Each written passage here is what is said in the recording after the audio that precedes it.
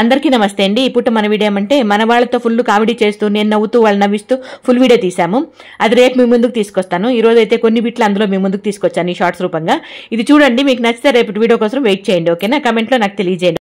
నా పేరు మా ఊర్లో అయితే అందరూ మాటలు మల్లి అని కూడా పిలుస్తారు.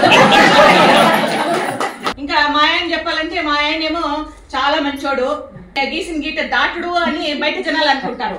కాకపోతే ఇంట్లో మాత్రం గీసిన గీట దాటుతూనే ఉంటారు. పెళ్లి చూపులు చూశారు. పెళ్లి చూపులు చూసినప్పుడు అడిగిరి మా వాళ్ళు, నువ్వేం చదువుకోండా బాబు అని. ఎంఏ చేసినాను అని. నాకు అప్పుడే డౌట్ పడతాను.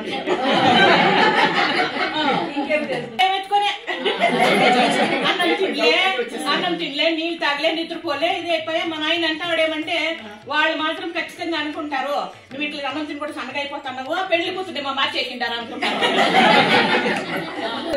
వాళ్ళందరూ వచ్చేసిందే అది అక్కమ్మ ఇది అక్కమ్మ అని మాట్లాడుకుంటా అంటే, అయ్యో మీ ఆయనకి వాళ్ళతో సంబంధం ఉంది, వీళ్ళతో సంబంధం ఉంది అని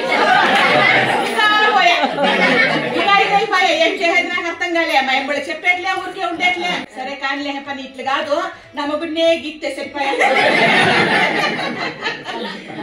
ఇంకా రెండో జంట చిన్నరాయుడు.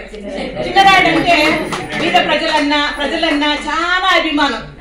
ప్రజల కోసం నేనైనా చేస్తాడు. ఎప్పుడైనా అవకాశం వస్తే ఎలక్షన్ లో పోటీ చేస్తే మాత్రము ఉండేదంతా ఊడ్చిపోయి.